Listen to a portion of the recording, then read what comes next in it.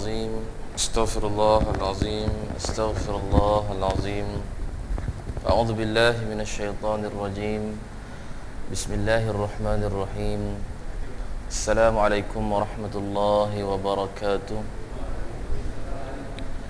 الحمد لله نحمده ونستعينه ونستغفره ونعوذ بالله من شرور أنفسنا ومن سيئات أعمالنا من يهده الله فلا مضل له ومن يضلله فلا هادي له أشهد أن لا إله إلا الله وحده لا شريك له وأشهد أن سيدنا محمدا عبده ورسوله اللهم صل على سيدنا محمد وعلى آله وصحبه ومن تبعهم بإحسان إلى يوم الدين سبحانك لا علم لنا إلا ما علمتنا إنك أنت العليم الحكيم رب اشرح لي صدري ويسر لي أمري واحلل عقدة من لساني يفقه قولي ولا حول ولا قوة إلا بالله العلي العظيم أما بعد. Yang dihormati Tuan Pengurusi Surau Ad-Diniyah, para imam, para bilal, para asatizah, ahli jawatan kuasa surau serta tuan-tuan dan perempuan yang dirahmati Allah sekalian. Pertama-tamanya marilah sama-sama kita merafakkan rasa syukur kita kepada Allah Subhanahu Wa Taala kerana dengan izin dan limpah kurnia-Nya dapat kita menyelesaikan solat fardu maghrib secara berjemaah. Alhamdulillah. Pasal hari ini Allah pilih kita. Boleh jadi besok Allah tak pilih dah. Mungkin sebab kita keuzuran, ada urusan dan seumpamanya tak dapat lagi datang. Tapi hari ini Allah pilih kita sama-sama dapat menyelesaikan solat fardu maghrib secara berjemaah. Alhamdulillah, semoga kita sebut alhamdulillah tu. Dan yang keduanya dapat pula kita duduk dalam majlis ilmu, lagi beruntung. Pasal orang yang duduk dalam majlis ilmu ni dia beruntung. Dia tahu di mana silap salah dia. Pasal dapat ilmu ini bukan senang. Ilmu ni bukan datang pada kita, tak, kita datang pada ilmu tu. Kata Imam Malik, ilmu itu tak datang pada kita, tetapi kita yang pergi mencari ilmu tu. Yang ini kena cari. Pasal banyak dah kita tengok surau-surau masjid, semua ada kuliah, semua ada tazkirah, semua ada majlis ilmu. Kita ni nak tak nak je datang. Pasal kadang-kadang sampai masa malas kita tak datang lah. Tapi sini tak ada kot, rasanya semua rajin mereka kan. Sebabnya tuan-tuan, kalau kita mencari ilmu, barulah kita nak beramal pun seronok. Pasal kita tahu dah kita ni beramal ada ilmunya. Bukan kita sekadar beramal saja tapi ilmu tak ada. Boleh jadi kita sesat dalam beramal. Tak tahu. Orang semayang, kita semayang. Orang puasa, kita puasa. Orang bayar zakat, kita, tapi tak tahu ilmu tu datang kat mana. Ini paling bahaya. Pasal dia beramal je, ilmu tak nak cari. Diikut je orang. Daripada kecil memang didik macam tu, tapi lepas besar dia tak nak datang jadi mudah. Pasal diikut je apa orang buat. Maka ini yang salah. Bukan salah, tetapi yang ini tidak sepatutnya berlaku. Pasal kita ni nak mencari ataupun kita nak beramal, mesti cari ilmu dulu. Bila kita dah ada ilmu, baru seronok kita nak beramal. Seronok kita. Bila kita berilmu pula, jangan tak beramal. Rugi juga. Ada ilmu tetapi tak beramal pula. Tahu dah tutup aurat tu wajib, kan ada ilmu tu, tapi tak tutup juga. Sebenarnya ada ilmu tetapi tidak beramal pula dengan ilmu yang dia ada. Tahu dah solat fardu ni wajib, tapi tinggal juga. Kan kadang-kadang subuh terlajak sampai pukul 9 berbangun, tak semayang dia. Tahu dah pasal ilmu tu ada, tetapi kita tak beramal dengan ilmu tu. Ini kadang-kadang kita silap. Pasal kalau kita kata ada ilmu, maka kena beramal. Yang ini paling seronok. Sebabnya kalau kita lihat, kalau kita perhatikan hadis Nabi SAW, bila kita datang ke majlis ilmu ini, kata Nabi apa? Man salaka tariqan yaltamisu fihi ilma sahhalallahu lahu bihi tariqan ilal jannah. Kata Nabi SAW, siapa yang melalui satu jalan menuju ke majlis ilmu, kata Nabi SAW, maka Allah akan mudahkan baginya untuk masuk ke dalam syurga Allah. Tuan-tuan, kita lah tu. Pasal kita dah jalan jauh daripada rumah kita, jalan sampai sini, dah lalu satu jalan menuju ke majlis. Tapi tuan-tuan, niat kita mestilah betul. Bukan semua orang, kita tak tahu niat kita. Kita tak tahu niat orang tu macam mana. Tuan-tuan pun tak tahu niat saya pun tak tahu niat tuan-tuan. Apa yang ada dalam hati tuan-tuan. Datang ini semata-mata nak ambil majlis ilmu ataupun kita nak bersembang ataupun kita nak jual beli. Yang ini salah. Kalau kita datang majlis ilmu sebab kita nak menuntut ilmu, yang ini paling baik. Yang ini yang Allah mudahkan bagi kita masuk dalam syurga Allah. Pencuri contohnya. Pencuri sekarang canggih tuan-tuan. Dia tak pergi mencuri di bank-bank, tak pergi dah. Dia kata tak bagus. Mencuri sekarang dia di masjid, di surau. Pasal katanya duit masjid tu berkat, kata dia. Tapi perbuatan dia tu dia tak tahu. Sini biasa kena mencuri. Semua tempat biasa. Saya tanya semua pernah kena pasal mencuri ini.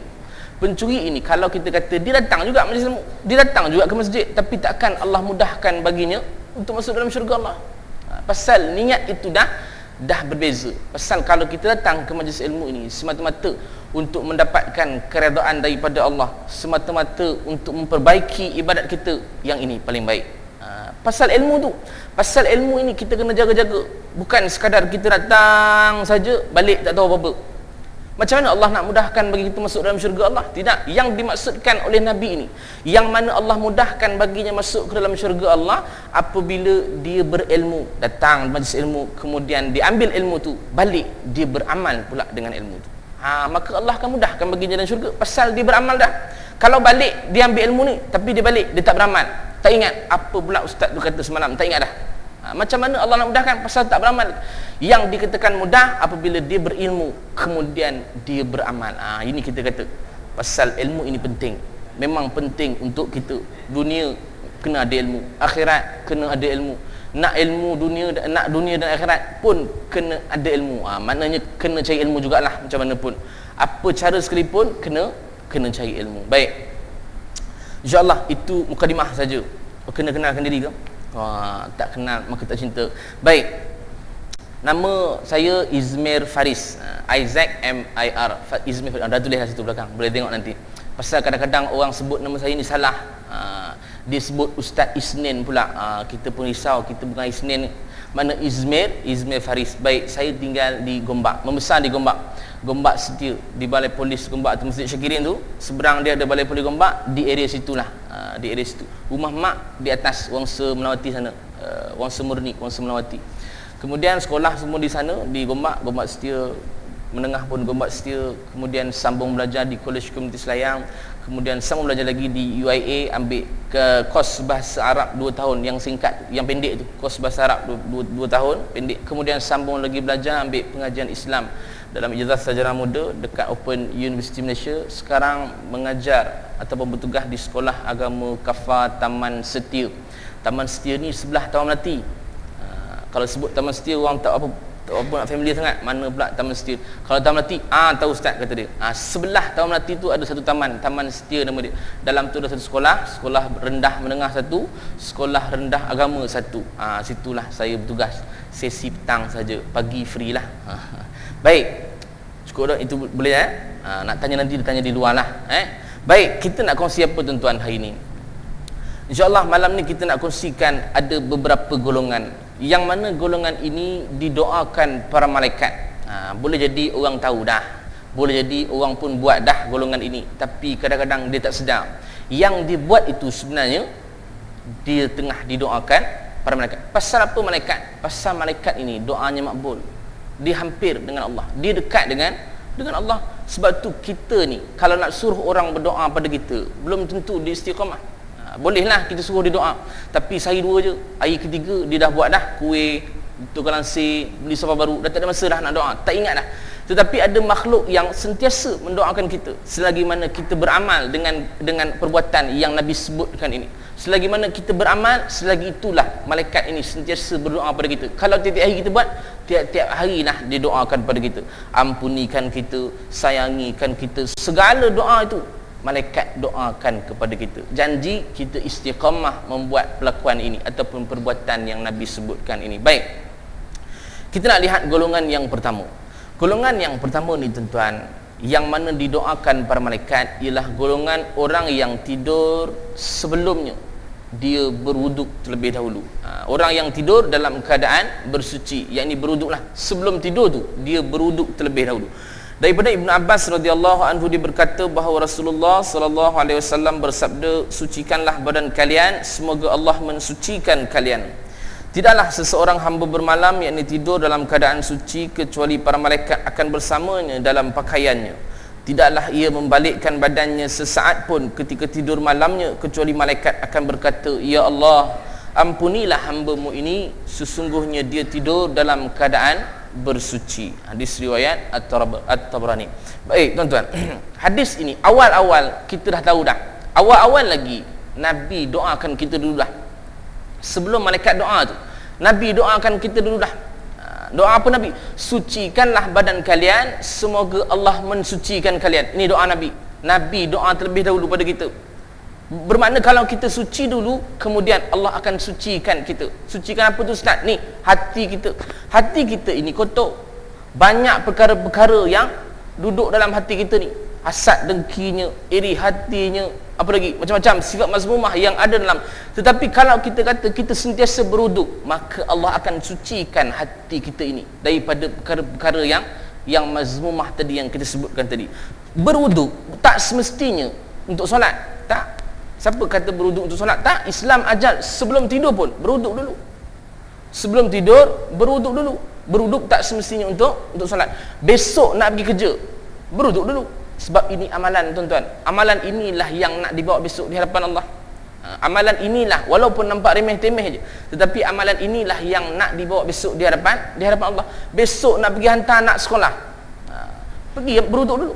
Pasalnya kita nak biasakan berwuduk itu sebagai satu amalan kita. Sepasal dia nampak remeh, tetapi boleh jadi Allah pandang dengan amalan tu. Allah tak tengok kadang-kadang yang berat-berat kita buat, boleh jadi Allah tak tengok. Tetapi yang remeh ini Allah boleh tarik kita dengan perkara-perkara yang remeh. Saya teringat Syekh Hasan Al-Basri ketika mana dia habis ceramah, dia habis kuliah dia, ramai yang datang. Dia duduklah atas kursi, yang semua duduk bawah-bawah ni, dia duduk atas kursi, dia duduk atas. Kemudian lepas habis saja kuliah dia pun turun bawah dan kemas kursi-kursi itu semua. Kata ahli jawatan kuasa tu, kata AJK tu, tak payah Syekh, tak payah, kita memang ada orang yang tolong kemaskan. Buat apa nak kemas-kemas? Kata dia, jangan halang saya, pasal saya ceramah tadi tu belum tentu Allah pandang. Allahu Rabbi. Dia ceramah tu belum tentu Allah pandang. Boleh jadi yang aku kemas kursi ini Allah lihat dan Allah redha dengannya. Tuan-tuan, ini kita kata benda yang sekecil ini boleh jadi Allah pandang dan Allah boleh tarik kita masuk dalam syurga Allah. Tak semestinya yang besar-besar ni belum tentu kita ikhlas lagi, tetapi yang kecil ini yang kita nak amalkan, yang sentiasa istiqamah, yang inilah yang perlu dibuat. Kata orang datang daripada saya, Ustaz, buat apa kita nak buat amalan-amalan ni? Kita buat solat fardu ni sudahlah, yang fardu-fardu je kita buat. Puasa pun puasa fardu saja, solat pun solat fardu saja. Tuan-tuan, yang ini ialah wajib kepada kita. Yang ini mesti dibuat. Yang ini tak ditimbang oleh Allah. Yang ini sekadar kunci sahaja untuk nak ditimbang amalan lain. Yang mana amalan? Yang datang awal ke surau, amalan. Yang berjemaah, amalan. Yang baca Quran, amalan. Yang sedekah, amalan. Ini semua amalan yang nak ditimbang besok. Kalaulah kita kata kita buat fardu saja, apa nak ditimbang? Yang itu memang dah kena wajib buat. Tuan-tuan, solat sunat tadi siapa suruh buat? Tak ada pun suruh, kita yang nak buat. Tapi kalau kita tak sembahyang maghrib tadi, dosa tak? Dosa. Pasal kita kena buat. Wajib kita buat. Nak tak nak, kena buat. Macam mana keadaan pun kena buat. Sakit, kena buat. Tapi kalau solat sunat tadi, kalau sakit, tak buat, tak apa. Tapi yang itulah amalan besok nak ditimbang besok di atas mizan Allah. Yang ini amalan nak dibawa besok. Kalaulah kita kata kita ni tak sembahyang. Ada orang tuan-tuan, dia bukan main sekali, sedekah bukan main hebat, dengan masyarakat bukan main, akhlak dia baik, tapi satu tak buat, dia tak sembahyang. Maka adakah Allah akan catat pahala untuk dia?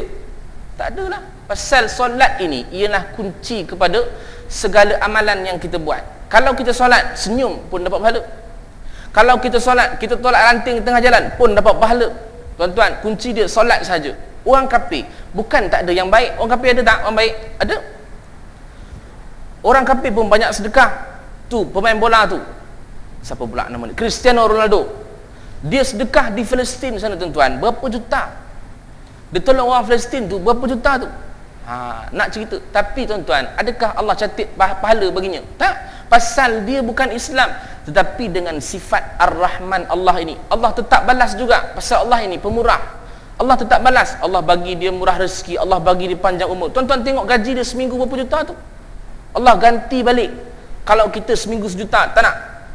Kita seminggu sejuta nak, tapi sebab kita tak pandai main bola, tu pasal Allah tak bagi kita sejuta tu.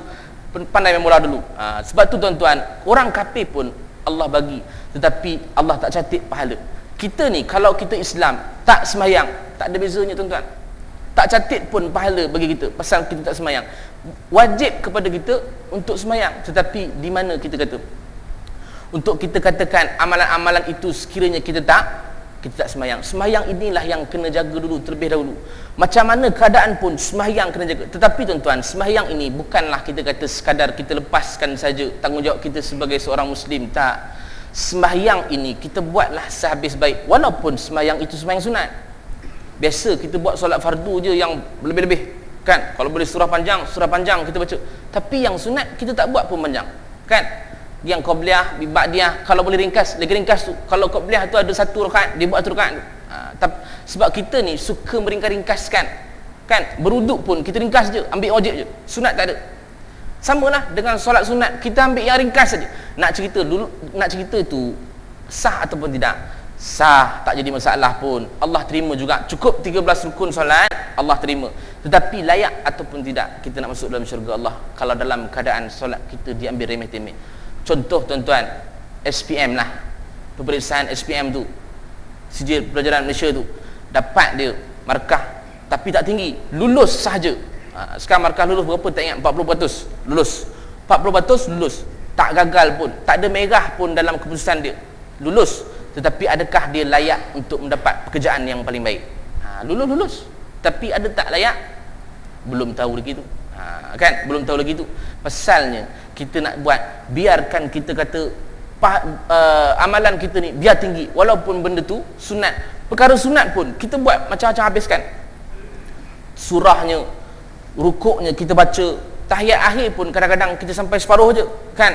Allahumma salli ala sayyidina Muhammad wa ala ali sayyidina Muhammad. Assalamualaikum warahmatullahi, tu saja. Tapi mana yang lain tu? Mana perkara-perkara sunat yang kita katakan walaupun itu solat sunat? Pasalnya tuan-tuan, amalan ini kita pandang remeh saja. Terlalu remeh. Bagaimana kita nak masuk dalam syurga Allah dalam keadaan yang kita katakan nak masuk ke syurga Allah yang tinggi itu. Baik, yang ini juga dikirakan sebagai amalan. Pasal amalan ini kita nak cerita tuan-tuan, walaupun remeh, walaupun kecil, boleh jadi Allah pandang dengan amalan remeh yang kita buat tu. Yang ini pun amalan berwuduk sebelum tidur. Kalaulah kita kata perkara remeh ini pun kita tak lakukan, bermakna bagaimana Allah nak pandang amalan-amalan kita yang lain-lain tu. Yang ini kita katakan boleh jadi kalau kita istiqamah, dahlah kita buat amalan tu tiap-tiap hari, dapat pula doa para malaikat. Ustaz, saya bukan tak nak buat, saya ni banyak angin, kata dia. Kadang-kadang beruduk tu 2-3 kali pergi ke tempat ambil sembahyang, kata dia. Baru jalan 3-4 langkah kentut dah, kata dia. Kan payah pula. Kita tak kata pun yang beruduk itu ataupun keluar angin tu, tak. Yang penting kita kata amalan itu buat ataupun tidak, itu saja. Buat ataupun tidak amalan tu. Mustahil lah kalau kita kata kita tidur tak pegang isteri kita, tak pegang suami kita. Tetapi tuan-tuan, amalan itu buat ataupun tidak, benda ini kecil saja. Benda ini terlalu ringkas dan terlalu simple. Balik kang tidur, kita beruduk dulu. Boleh jadi Allah pandang dan Allah boleh tarik kita masuk dalam syurga Allah dengan amalan yang istiqamah sehingga kita meninggal dunia. Kita buat perkara ni sampai kita meninggal dunia, kita buat. Sebab belum tahu lagi tu besok kita bangun, boleh jadi dalam keadaan kita tidur Allah tarik nyawa kita. Belum tahu lagi tu. Saya ada kawan 2 tahun lepas meninggal dalam keadaan tidur. Kalaulah kita kata dia beramal dengan amalan yang Nabi katakan ini, buntung dia. Mati dalam keadaan berwuduk, mati dalam keadaan dia istighfar, mati dalam keadaan dia sebelum tu dia berdoa, mati dalam keadaan dia perbaharui syahadah dia. Semua dia buat sebelum tidur tu. Manakan kita katakan mati ini bila-bila masa saja, tak tahu. Kalaulah kita kata kita buat malangkang, boleh jadi Allah tarik nyawa kita malangkang, buntung kita. Buntung. Mati kita tu dalam keadaan mati yang baik lah tu. Ada wuduknya, kemudian kita bahuri syahadah kita, kita berzikir pada Allah, istighfar kepada Allah, baca surah-surah, baca zikir-zikir kepada Allah. Beruntung kita. Pasal kita tak tahu mati kita bila. Dahlah kita baca, dahlah kita beruduk, dapat pula doa malaikat. Apa doanya? Ya Allah, ampunilah hamba-Mu ini. sesungguhnya dia tidur dalam keadaan bersuci. Tuan-tuan, ni malaikat doakan keampunan bagi kita ni. Kepada siapa? Kepada orang yang beruduk sebelum dia tidur tu. Sampai bila ustaz? Sampai dia bangun. Kalau dia tak bangun-bangun, itu meninggal namanya. Tak ada dah. Kan? Pasal kita katakan, kalau selagi mana dia tidur, selagi itulah malaikat mendoakan untuk kita. Ini kena jaga. Pasal ada makhluk yang boleh tolong doakan kita, tapi kita tak nak buat. Rugilah. Kan, kalau kita tak kejar amalan ini. Pasal amalan kita bukan hebat pun tuan-tuan. Kan? Amalan kita tak hebat, tetapi kalaulah kita kata kita istiqamah membuat amalan ini, boleh jadi Allah pandang dengan benda ni. Sampai pukul 4 kita bangun, sampai pukul 4 lah malaikat tu doakan pada kita. Pukul 5 pun dia doakan pada kita. Ustaz, yang tidur terlajak sampai pukul 10, 11 tu, yang itu tak adalah. Dah lah tidur terlajak, tak semayang subuh pula tu, nak doa malaikat benda. Sampai subuh saja dia berhenti dah. Maknanya kalau tidur pun pukul 10 malam kan dia tidur, sampai subuh tak bangun lagi, sampai subuh dia stop dah. Pasal kita ni, tengok tuan-tuan, orang kita ni tidur terlalu lama sangat. Ada tuan-tuan saya jemput pukul 10 malam dia tidur tu, pukul 3 petang baru bangun. Allah, tidur macam mana tu? 10 malam tidur, 3 petang baru bangun. Habis segala sembahyang semua terlajak dah. Pasal dia kata ikut sunnah Ashabul Kahfi, kata dia. Itu tak ada sunnah lah, kata dia. Mana boleh ikut, dah lah tertinggal sembahyang, sunnah pula dia kata dia. Itu tak ada. Kan? Bermakna tuan-tuan, kalau kita katakan amalan inilah yang besok nak dibawa di hadapan Allah, yang ini kita kena beramal dengannya. Bukan kita kata solat fardu saja, tak, tetapi amalan inilah yang nak dibawa besok di hadapan Allah. Walaupun amalan itu nampak kecil saja, tapi kalau kita istiqamah, boleh jadi Allah pandang dan Allah redha dengan perbuatan yang kita lakukan. Baik, itu golongan yang pertama. Golongan yang kedua, kata Nabi SAW, yang sentiasa didoakan para malaikat, ialah golongan orang yang tenanti-nantikan masuknya waktu solat. Rasulullah SAW bersabda, maksudnya tidaklah salah seorang antara kalian yang duduk menunggu solat selama ia berada dalam keadaan suci, kecuali kalangan malaikat akan mendoakannya, ya Allah, ampunilah dia, ya Allah, sayangilah dia. Tuan-tuan, dua dah dapat. Sayangi pun dapat, ampuni pun dapat. Kepada siapa ni? Kepada orang yang tenanti-nantikan masuknya waktu solat. Tuan-tuan, sekarang ni kita tengah menunggu masuknya waktu solat Isyak. Mudah-mudahan kita juga tergolong dalam golongan yang kedua ni. Allahumma amin, insya-Allah, mudah-mudahan. Baik, yang dikatakan orang yang tenanti-nantikan masuk solat ni, Zuhur pukul 1, 12.30 datang dah. Selalu ginilah, biasa semain Jumaat. Sini Jumaat ke? Bukan? Bukan? Jumaat kat depan tu sebelah tasik. Baik, kalau kita katakan, biasanya kita perhatikan semayang Jumaat ramai yang datang awal lah. Tapi yang datang awal ini, dia mesti duduk dalam lah. Jangan dia kata datang awal, dia pergi kat depan makan kumpul lekuk, makan rojak duduk. Ni biasa tuan-tuan. Nak makanlah, tak kisah pun. Tapi nak kejarkan perkara ini, nak kejarkan doa malaikat ini. Orang yang nanti-nantikan masuknya waktu solat, dia datang awal, kemudian dia duduk, dia berzikir, baca Quran dan sebagainya. Yang ini kita katakan, yang inilah dapat doa malaikat. Ya Allah, ampunilah dia, ya Allah, sayangilah dia. Pasal apa tuan-tuan? Tujuan dia semata-mata nak sembahyang di awal waktu. Ini tujuan dia.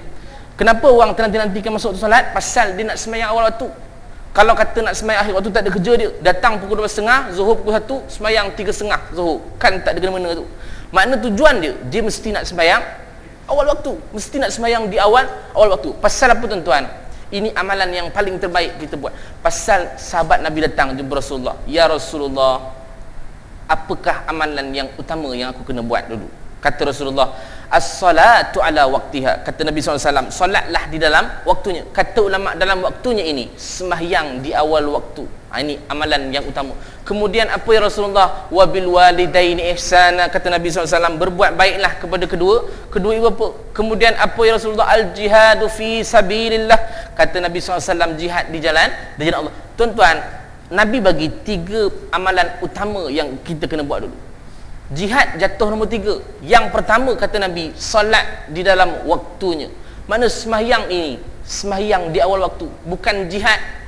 Jihad ini saya tak kata salah, jihad pergilah, tak ada masalah. Tapi kalau kita kata kita semangat berjihad, semangat nak menentang jihad dan sebagainya, tapi sembahyang Zuhur pukul 4, macam mana Allah nak tolong jihad kita? Sembahyang Zuhur pukul 4, sembahyang Maghrib pukul 8, macam mana Allah nak tolong jihad kita? Sedangkan Nabi sebut dah amalan yang utama yang kena buat dulu, sembahyang di awal waktu, kemudian buat baik pada ibu bapa. Sebab tu seorang sahabat Nabi datang, "Ya Rasulullah, aku nak ikut engkau berjuang." Apa kata Rasulullah? "Pergi balik dulu, jaga mak ayah kamu." Kan, maknanya dia tak menjaga mak ayah dia dulu. Yang jatuh nombor 2 tadi tu amalan, baru jatuh jihad kepada jalan Allah. Nak cerita tuan-tuan, kalaulah kita menjaga solat, kalaulah kita berbaik kepada ibu bapa dan masyarakat, maka yang ini Allah akan tolong dia dalam jihad jalan Allah. Yang ini kena jaga. Kalau kita kata kita berjihad saja tetapi sembahyang tak jaga, tapi dengan masyarakat tak jaga akhlaknya, bagaimana Allah nak tolong? Tuan-tuan, tengok Palestin, bagaimana Allah bantunya, bagaimana Allah bantu peperangan dia, pasal dia jaga solat dia penuh. Sini subuh penuh, penuh sampai keluar, subuh penuh, zuhur penuh. Tengok di Palestin tuan-tuan, pasal dia tahu dah amalan Nabi yang Nabi sebutkan, sembahyang kena jaga dulu. Kemudian dengan masyarakat, dengan ibu bapa, dia jaga akhlak dia sama sendiri. Bagaimana Allah tak bantu di dalam jihad? Perang Badar 300 orang saja tuan-tuan, nak menentang 1000 orang, agak-agak logik tuan-tuan, agak-agak mana menang lah. Kalau 1000 dengan 300, 1000 menang tuan-tuan. Tapi dengan amalan-amalan yang dilakukan, Allah bantu dia dalam peperangan Badar tu, menang 300 orang tu. Kan kalau fikir ikut logik, mana menang ni, 300 sikit sangat. Macam main bola lah, 3 orang lawan 11 orang, agak-agak mana menang?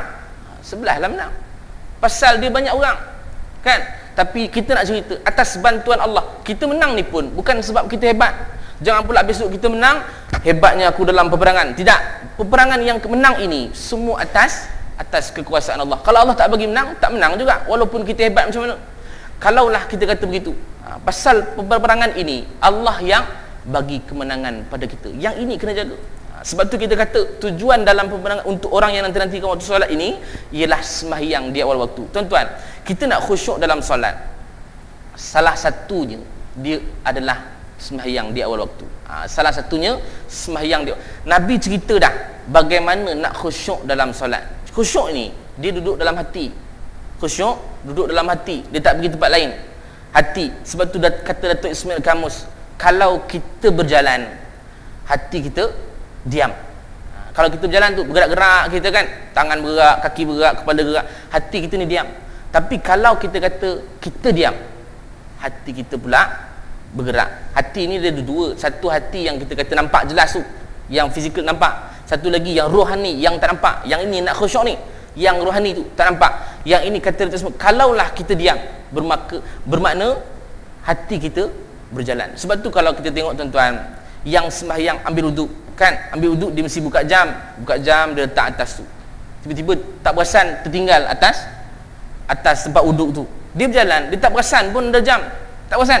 Tapi bila dia sembahyang, Allahu Akbar, bila dia diam tuan-tuan, dia terasa pula jam dia tak ada, kan? Pasal dia dah diam dah, hati dia mula bergerak. Nak khusyuk lah tu, pasal dia diam.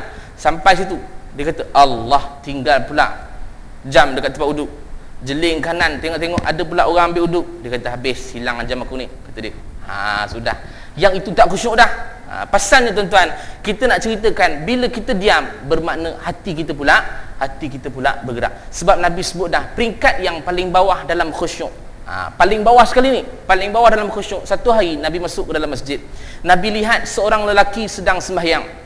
Nabi kata orang ini tiada khusyuk di dalam solatnya. Kata sahabat, kenapa ya Rasulullah? Kerana ketika mana dia sembahyang, dia sedang bermain-main dengan janggutnya. Sembahyang tu dia boleh main janggut dia tu, belai. Kata Nabi SAW, bagaimana nak dapatkan kekhusyukan dalam batinnya sekiranya zahir pun tidak didiamkan terlebih dahulu? Maka dia bergerak tangan dia. Sebab tu kita kata, kalaulah anggota ini bergerak dulu, bagaimana dalam hati ini nak berkhusyuk pada Allah? Yang ini tak dapat. Pertama sekali dalam khusyuk, dia mestilah diamkan anggota zahir terlebih dahulu. Jangan gerak. Pasal kita sembahyang ni tuan-tuan, suka bergerak, kan? Sembahyang, garuk telinga, garuk hidung, garuk punggung, semua nak garuk lah pasal tengah sembahyang tu, kan? Sebab tu kita kata diamkan anggota badan, walau macam mana keadaan sekalipun, diamkan dulu. Pasal ini peringkat yang pertama.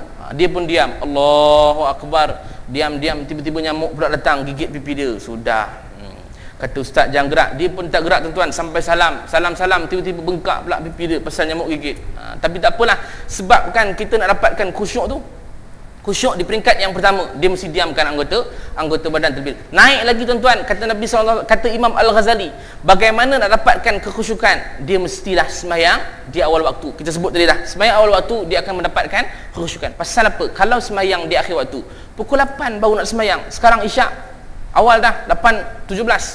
Kan?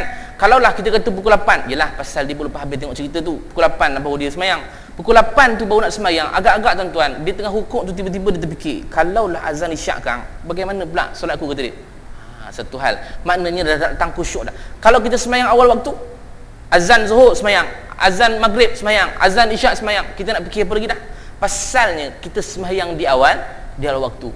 Sebab tu kita kata sembahyang di awal waktu ini pun mendapatkan kekhusyukan. Naik lagi peringkat seterusnya, kata Imam Al-Ghazali, nak dapatkan kekhusyukan mestilah sembahyang berjemaah. Kalaulah kita kata sembahyang jemaah pun diganggu syaitan, takkan sembahyang seorang tak kena ganggu? Baik, sembahyang seorang macam tu, maknanya mesti kena ganggu juga. Yang nak pula kalau sembahyang seorang mesti kena ganggu, sebab jemaah pun kena ganggu, kan? Sebab tu kalau kita kata sembahyang ni syaitan ganggu kita, pasal sembahyang kita ni tuan-tuan mendatangkan ilham apa yang kita nak buat kejap lagi. Kita kata rakaat pertama tu Allahu Akbar, macam-macam plan tu, kan? Kejap lagi nak makan kat mana, besok nak keluar pergi mana. Rakaat pertama tu satu hari plan dia.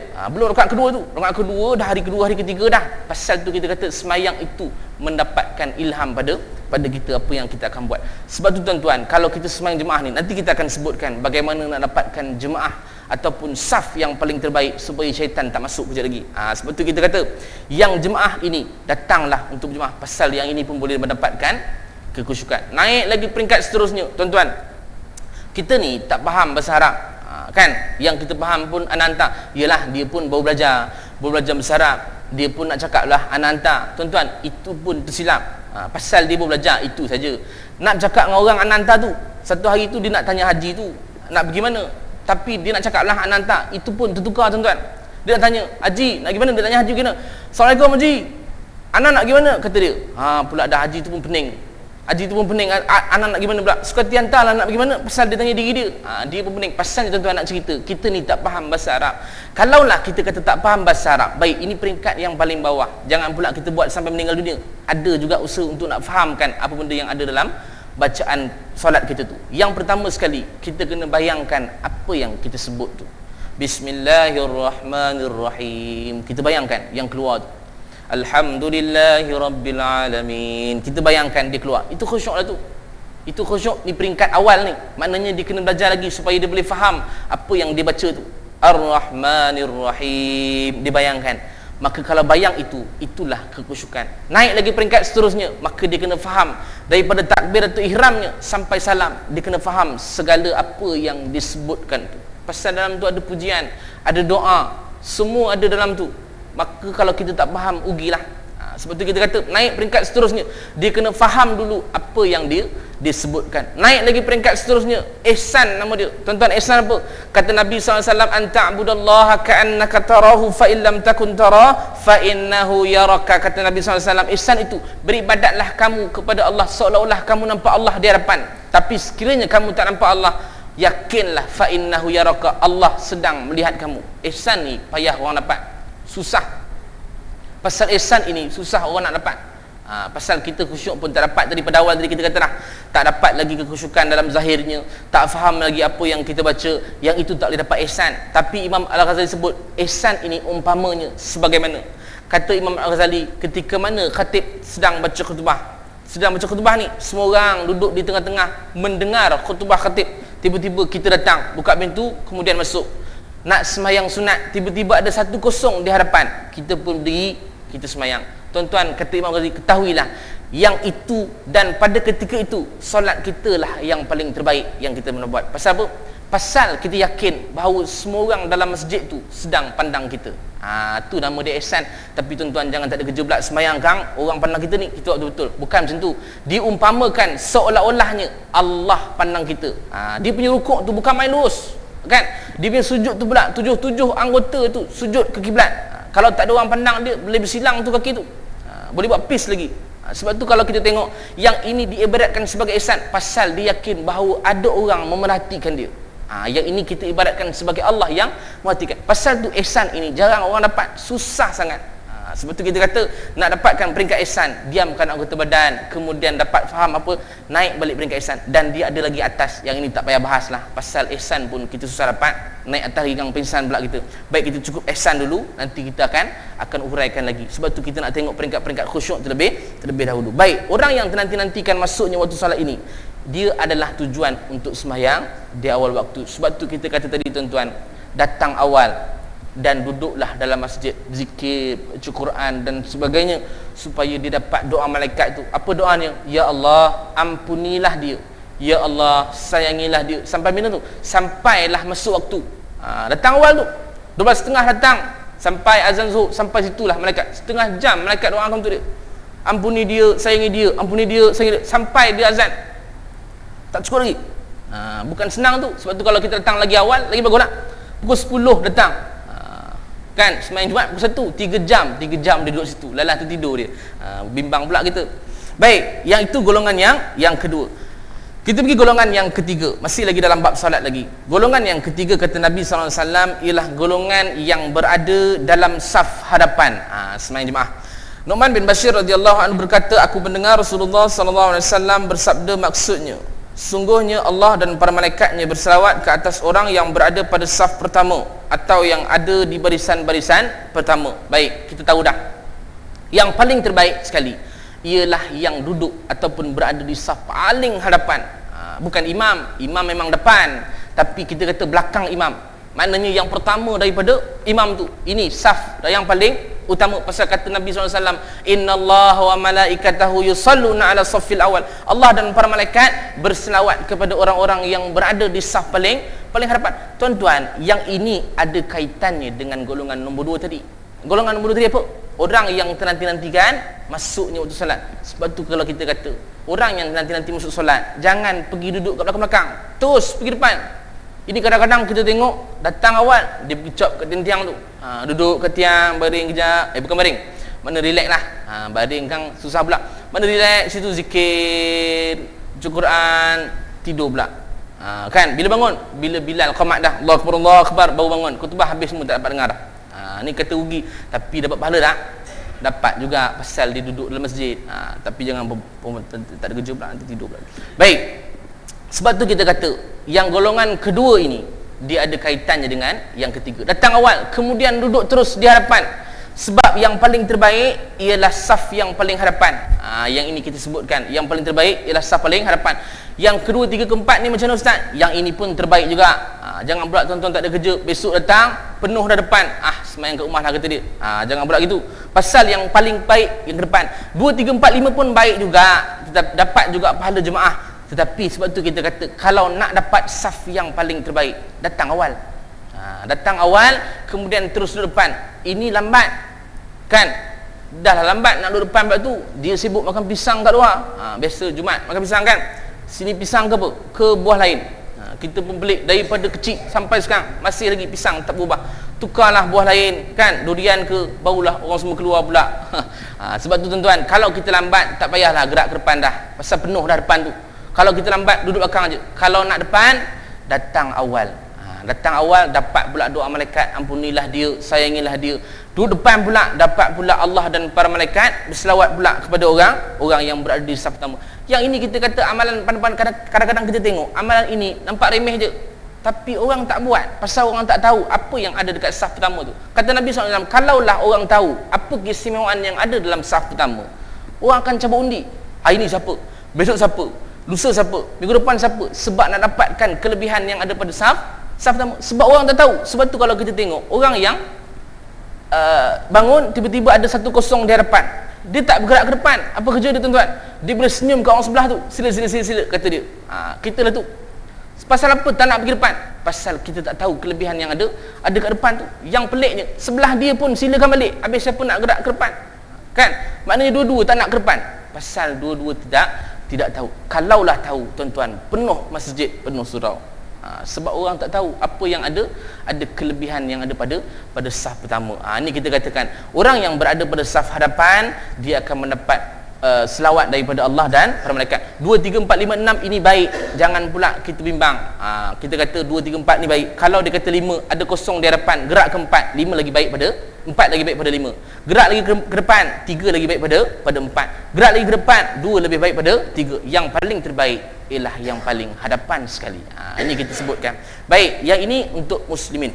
Untuk muslimat, ada satu hadis lagi yang diriwayatkan oleh Imam Muslim. Kata Nabi SAW, khairus sufufir rijal awwaluha wa khairus sufufin nisa wa khairus sufufir rijal awwaluha wa syarruha akhiruha wa khairus sufufin nisa akhiruha wa syarruha awwaluha. Kata Nabi SAW, sebaik-baik saf lelaki ialah paling baik ialah di hadapan, yang paling buruk di belakang. Bukan buruk, kita sebut tadi dah, baik. Yang paling depan lebih baik daripada belakang. Untuk perempuan, wa khairus sufufin nisa akhiruha, yang paling terbaik ialah paling belakang. Wa syarruha akhiruha, yang paling buruk di hadapan. Baik, yang ini ada perbahasan. Kenapa Nabi sebut begini? Sebabnya zaman dahulu dia sembahyang terbuka. Maknanya Nabi nak suruhkan yang paling belakang itu supaya tidak nampak muslimin di hadapan. Yang ini kita kata yang ramai betul lah, tak nampak. Mana yang paling baik? Pasal kadang-kadang kita pergi masjid ataupun surau, banyak tempat, kadang-kadang dia terbiar, ada yang terbuka, tak ada tirai dan tak ada dinding, dia terbuka, sembahyang terbuka. Dan kita tengok ada sembahyang yang dalam dewan pun terbuka, dan kita tengok kalau sembahyang di padang pun terbuka. Ketika itulah ni Nabi kata yang paling baik di belakang, yang paling buruk di hadapan. Baik, sekiranya ada tirai, dinding dan sebagainya, yang paling terbaik ialah paling hadapan. Pasal dah ada dinding dah, pasal dah ada tirai dah, yang ini kita akan pakai untuk yang paling hadapan sekali. Kalaulah kita kata yang paling kita kata yang perempuan saja, muslimat saja, yang paling terbaik ialah yang paling hadapan. Ni muslimat saja bermakna yang paling terbaik ialah paling hadapan. Jangan pula kita kata yang paling baik belakang, dia besok datang lambat. Orang dah habis semayang dah baru nak datang, pasal kata pasal ustaz kata paling terbaik belakang, dia pun duduk belakang sekali, lambat kata dia. Tak, yang ini ketika mana gunanya? Ketika mana semayang dia terbuka. Maknanya di kawasan yang terluar, yang kat luar, yang terbuka, yang boleh nampak di hadapan. Sebab tu kalau kita tengok, kalau ada perempuan-perempuan yang kecil, suruh dia duduk depan, dan lelaki kita suruh duduk mana? Duduk belakang, kan? Yang laki-laki yang budak-budak ni kecil-kecil, kita suruh dia duduk belakang. Tapi tuan-tuan, janganlah sampai besar kita suruh dia duduk belakang. Agak-agak dia dah boleh pandai semayang tu, suruhlah dia gerak ke depan. Pasal apa? Pasal dia, kalau dia duduk belakang, dia banyak main, kan? Dia datang dengan opak dia tu, datang dengan opak dia, bapak dia duduk depan semayang, dia duduk belakang, kawan dia kat belakang. Imam akan takbir, takbir dia lagi kuat pada imam tu. Allahu Akbar, dia Allahu Akbar, nak menunjukkan ke opak dia yang dia semayang tu je, kan? Bapak dia dah angkat takbir semayang, lepas tu dia keluarlah main, habis semua periuk belanga semua terbang dah. Pasal dia main, kan? Dia ni cerdik juga tuan-tuan. Imam ni kadang-kadang kan baca kuat sikit, kan? Fil alamin innaka hamidum, Assalamualaikum. Dia dengar tuan-tuan, dia masuk terus-terus tahiyat tu. Canggih dia tu, masuk terus semayang, terus tahiyat tu. Bapak dia tadi salam, Assalamualaikum warahmatullahi, tengok belakang, bagus anakku semayang, kata tak tahu siapa punya kerja lah tadi tu. Padahal tak tahu yang itu anak dia punya kerja. Sebab tu tuan-tuan, kalaulah kita kata dia dah pandai semayang, jangan bagi dia duduk belakang lah, bagi duduk depan. Pasal nak didik dia supaya duduk depan. Sampai bila nak suruh duduk belakang? Maknanya kalau dia dah pandai, bawa ke depan tak apa, tak ada masalah pun, sebab nak didik dia untuk duduk di depan. Baik, yang ini golongan yang ketiga. Dah masuk waktu ke? Baik, sama sikit lagi boleh ya? Baik, ini golongan yang ketiga. Golongan yang keempat, kata Nabi SAW, ialah golongan orang yang memenuhkan saf. Orang yang memenuhkan saf. Baik, daripada Aisyah radhiyallahu anha bahwasanya Rasulullah SAW bersabda, maksudnya sesungguhnya Allah Subhanahu Wa Taala dan para malaikatnya berselawat kepada orang yang menyambung saf, dan sesiapa menutup kekosongan pada saf, maka Allah mengangkat darjatnya. Ini kita tengoklah, Allah tambah lagi satu. Pasal apa? Orang yang memenuhkan saf ini, Allah akan naikkan darjatnya. Memenuhkan saf ni macam mana ustaz? Ni kita katakan tidak ada ruang-ruang kosong di kiri dan kanan ni. Biasanya orang kadang-kadang dia nak lapang sikit. Lapang, mana dia akan gerakkan sikit bahu dia dengan bahu kawan. Mana ada ruang sini, Nabi kata kalaulah ada kekosongan kiri dan kanan, waktu ini syaitan akan masuk. Sebab tu kita kata, nak menghidupkan atau nak mencantikkan saf kita daripada syaitan masuk, bahu dengan bahu kawan sebelah samakan, rapatkan, kenakan, supaya syaitan tu tak boleh masuk. Penuh, rapatkan, kita tengok. Dan yang nak diluruskan ialah tumit, bukan ibu jari. Kalaulah kita kata ibu jari, ada orang kadang-kadang kaki dia panjang, bukan kadang-kadang, memang kaki dia panjang, kadang-kadang panjang, kadang-kadang pendek, memang kaki dia panjang. Ada orang panjang, ada orang pendek. Kalaulah ukur ibu jari, maka ada yang panjang akan terlebih ke belakang. Sujud dia tu, orang belakang tercium kaki dia, akan payah pula. Sebab tu kalau kita luruskan tumit, panjang macam mana pun dia duduk ke depan. Sebab tu yang nak diluruskan ialah tumit. Sebab tu tuan-tuan, kita tengok para sahabat Nabi bagaimana diluruskan saf itu. Pasal dia tahu, Nabi sebut, kalaulah tidak mahu tengok hati-hati kalian dibolak-balikkan Allah, maka luruskan saf. Sebab tu kita kata tuan-tuan, yang kadang-kadang kita tengok ada jemaah gaduh dengan jemaah AJK, gaduh dengan AJK. Bukan sini tuan-tuan ya, sana dekat Isketan Bola sana. Pasalnya tuan-tuan, Allah dah bagi, Nabi dah bagi tahu dah, pasal saf kita ni tak lurus. Bila tak lurus, bagaimana Allah nak bagi kasih sayang pada kita? Nabi sebut dah, Allah akan bolak-balikkan hati kita sekiranya saf kita ini tidak diluruskan. Maka di situ timbulnya pergaduhan dan sebagainya. Ada rasa tak senang hati, ada rasa iri hati, ada rasa dengki pasal saf kita. Kita tengok saf kita pun kadang-kadang ke depan, ke belakang, ke depan, ke belakang. Tak betul. Kan kadang-kadang tuan-tuan, imam ni bagi arahan, siapa yang dengar? Imam tu bagi arahan tu. Kadang-kadang kita dengar sebelum disemayang tu, luruskan barisan tuan-tuan, kata dia kan, rapatkan saf. Siapa yang dengar tu arahan tu? Tak ada siapa dengar pun. Kita ni, kita duk tengok orang, kita duk tengok siapa imam hari ni, kata dia kan. Imam tu tak payah tengok, lepas semayang kang boleh tengok imam tu siapa. Kan, maknanya kalau dia bagi arahan, kena tengok kaki kita supaya kita luruskan saf kita ni terlebih dahulu. Pasal kita nak menghadap Allah ni, bukan nak buat benda lain ni, nak menghadap Allah ni. Bila kita kata nak menghadap Allah, maka di sinilah yang kita perlu perbaiki. Dah cantik dah, rakaat pertama cantik dah semua. Rakaat kedua pula tiba-tiba kadang-kadang kita tengok ada yang bergerak sikit ke depan. Biasa kan ini, biasa gerak ke depan kedua. Yang ketiga gerak pula ke depan. Mujur 4 rakaat tuan-tuan. Kalau 10 rakaat mau depan imam dia, sebelah imam pun pening. Siapa imam kata dia? Aku ke dia. Kan nasib baik 4 rakaat saja. Sebab itulah kita kata rakaat kedua kalau bangun pun tengok saf kita, kaki kita tengok sama tak dengan kawan. Kalau sama, teruskan sembahyang. Kalau tak sama, gerak belakang sikit supaya lurus balik seperti biasa. Yang ini kita katakan, yang memenuhkan saf dan mencantikkan saf ini, syaitan akan tidak masuk dan tidak ganggu kita. Yang ini paling utama. Pasal kita sembahyang jemaah. Bila jemaah ini tuan-tuan, kita nak rasakan seperti satu keluarga. Seronok kita datang. Bila kita tengok kawan-kawan, seronok. Pasal apa? Pasal kita tak ada gaduh dengan siapa-siapa. Seronok. Sebab tu kalau kita kata nak menambahkan ataupun nak menimbulkan rasa kasih sayang, luruskan saf kita ini supaya Allah boleh berikan kasih sayang sesama kita ni. Barulah kita datang pun seronok tengok. Kalau ada yang gaduh, kita pula lambat datang, tiba-tiba pula kena semayang sebelah orang tu, dah tak khusyuk pula dah. Kan, semayang sebelah tu, bersiku-siku pula kita dengan dia, dah gaduh pula satu hal. Sebab tu kita kata penuhkan saf ini boleh mendatangkan kasih sayang pada jemaah. Baik, yang kelima kata Nabi SAW, ialah golongan orang yang mengucapkan amin bertepatan dengan ucapan amin para malaikat. Ni baca Al-Fatihah lah, masih lagi dalam solat, bacaan Al-Fatihah dia, amin dia bertepatan dengan amin para malaikat. Daripada Abu Hurairah radhiyallahu anhu bahwasanya Rasulullah sallallahu alaihi wasallam bersabda, maksudnya, jika imam menyebut amin, maka sebutlah amin. Sesungguhnya barang siapa yang sebutan aminnya bertepatan dengan amin para malaikat, maka diampunkan dosanya apa yang telah berlalu. Hadis riwayat Bukhari, Muslim dan At-Tirmizi. Baik tuan-tuan, bagaimana kita kata sama dengan amin para malaikat ni? Bukan kita dengar pun malaikat sebut amin, tidak. Sebab pun Nabi sebut dah ketika mana imam menyebut ghairil maghdubi alaihim waladdallin, imam nak buka mulut tu amin. Bila imam nak buka mulut sahaja, kita pun buka sama-sama. Jangan cepat, jangan lambat. Kadang-kadang ada orang cepat lagi pada imam tu, waladdallin, belakang sana amin, lin tak habis lagi tu.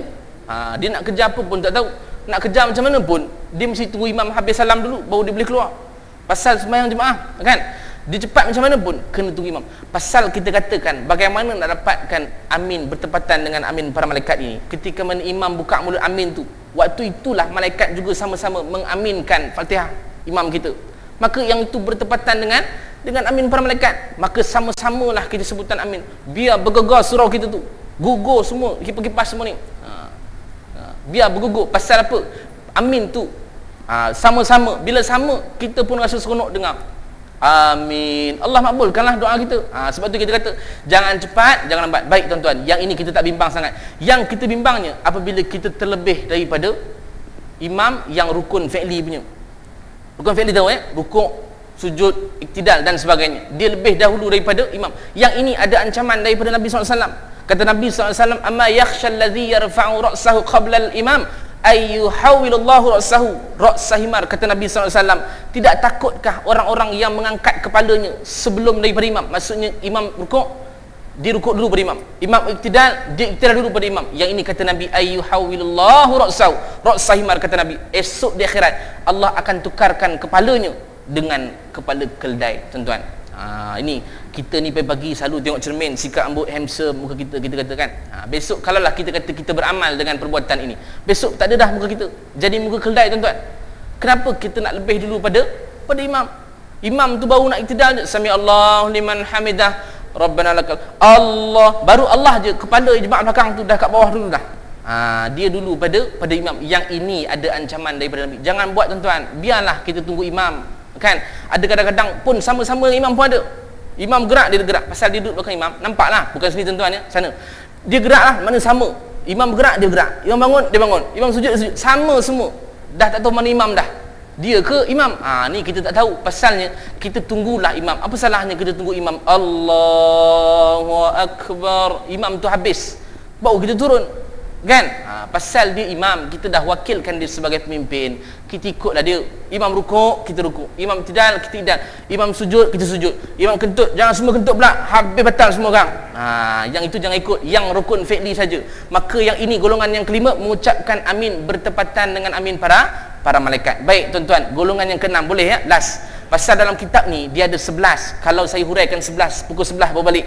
Kita pun lapar dah ni, kan? InsyaAllah yang keenam ini kita buat yang terakhir. Ada masa kita sambung. Tak ada masa tuan-tuan boleh beli kitab ini dan tolonglah baca dan amalkanlah. 11 golongan yang didoakan para malaikat. 7, 8, 9, 10, 11. Nanti insyaAllah kita akan hurai. Dan yang keenam kata Nabi SAW, golongan yang mendapat doa para malaikat ialah golongan orang yang duduk di tempat solatnya selepas menunaikan solat. Sebab tu saya nak stop sini, pasal habis solat dah. Orang yang duduk di tempat solatnya selepas dia menunaikan solat.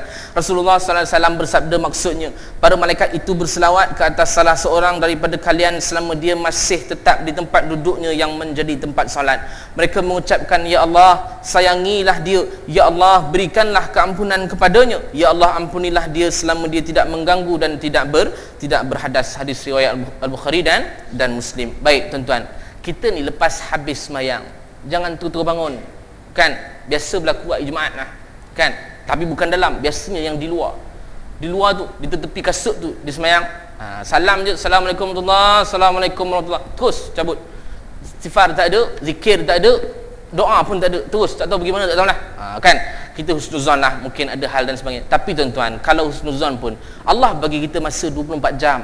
Takkanlah sedikit beberapa minit kita nak buat zikir untuk Allah, takkan tak boleh. Yang ini kita kata takut-takut kita tergolong dalam keadaan orang yang sombong pada Allah. Kita nak rezeki Allah tapi kita tak berdoa. Alah ustaz, buat apa kita nak berdoakan? Allah itu Maha mengetahui. Sudah. Macam mana pula kita nak jawab tu? Allah tu memanglah Allah itu Maha mengetahui, tetapi Allah nak tengok bagaimana kehambaan kita pada Allah. Kita ni sebagai hamba buat cara sebagai hamba, bukan kita ni hamba buat cara sebagai Tuhan. Tak. Itu dah anggapkan kita ni sebagai Tuhan. Nak rezeki, Allah bagi, jangan risau, Allah tahu apa yang kita nak. Tapi ini, kita ini ialah seorang hamba Allah. Maka yang ini kita kena buat doa bersungguh-sungguh supaya kita nakkan rezeki daripada Allah tu. Allah tahu, tapi Allah nak tengok kesungguhan kita untuk kita minta kepada Allah. Sebab tu kita kata lepas sembahyang ni tuan-tuan, duduklah seketika. Buat apa ustaz? Zikir boleh, doa boleh, apa lagi? Macam-macam lah boleh buat. Tapi kalau diam saja ustaz, diam saja pun tak apa, pasal dia ada doa malaikat. Assalamualaikum warahmatullahi, Assalamualaikum warahmatullahi, diam dia. Lepas tu sampai pukul 4 dia duduk situ. Sampai pukul 4 lah dia dapat doa tu, walaupun dia tak buat apa.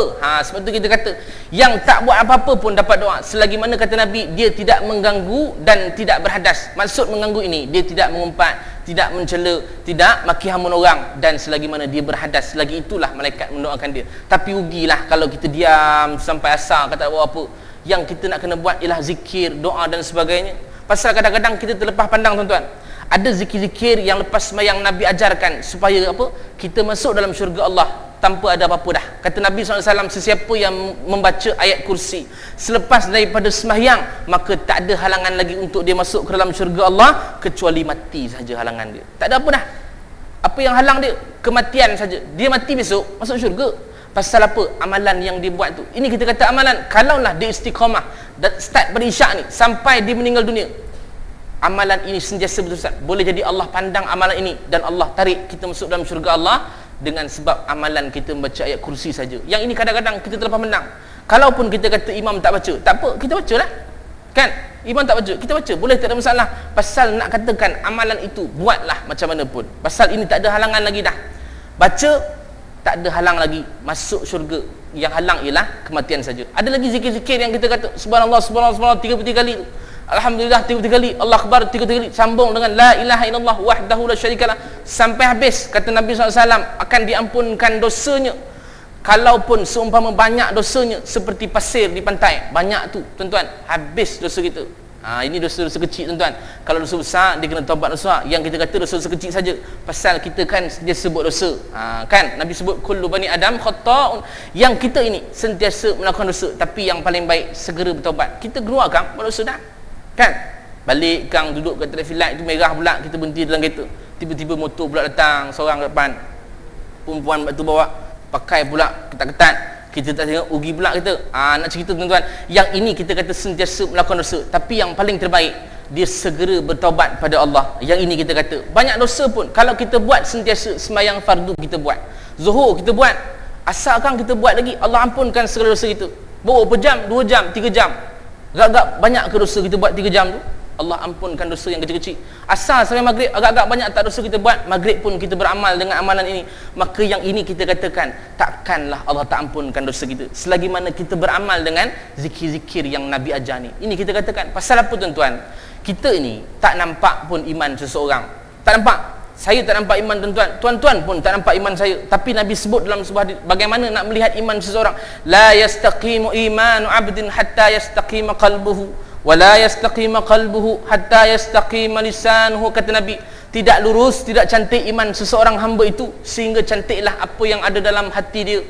Tapi hati ini tak boleh nampak. Nabi tambah lagi, tidak lurus ataupun tidak cantik hati seseorang itu sehingga cantiklah apa yang dipertuturkan, sehingga cantiklah apa yang dipercakapkan. Tuan-tuan, kalaulah kita kata dia sentiasa makiah orang, mengumpat dan sebagainya, tuan-tuan pergi kenduri pun boleh buat modal mengumpat tu. Sekarang kan banyak kenduri kan, pergi kenduri pun boleh buat mengumpat tu. Tengah makan tu tuan-tuan, mengumpat tu.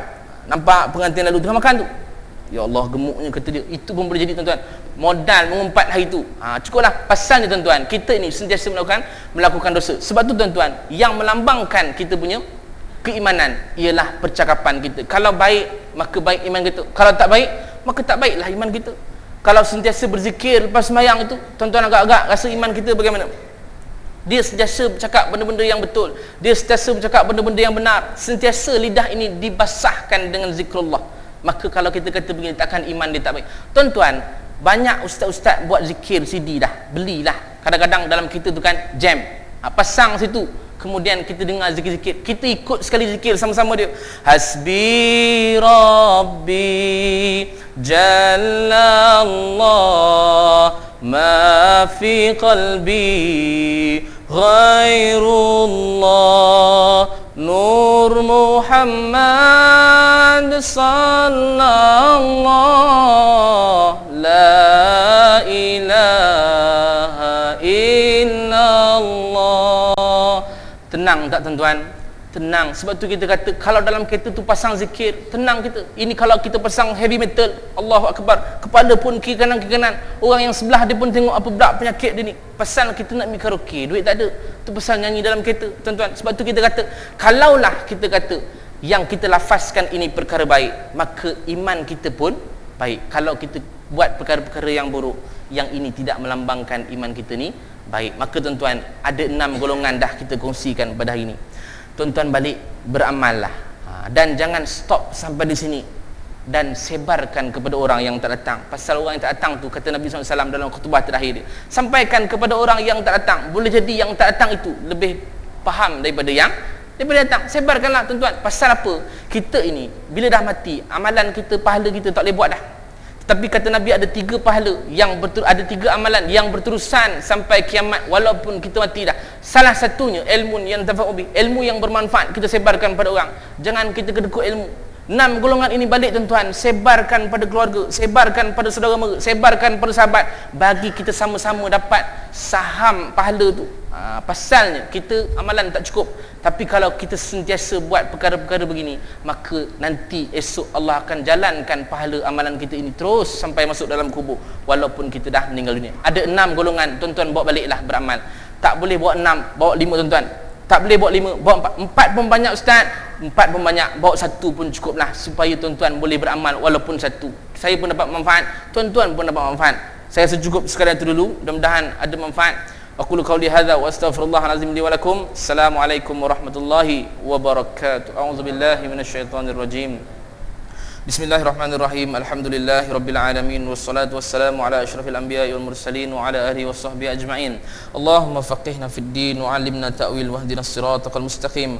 Allahumma ij'al jam'ana hadza jam'an marhuma wa tafarruqana min ba'dihi tafarruqan ma'suma. Rabbana atina fid dunya hasanah wa fil akhirati hasanatan wa qina adzaban nar. Wa sallallahu ala sayyidina Muhammad wa ala alihi washabbihi wasallam. Walhamdulillahi rabbil alamin.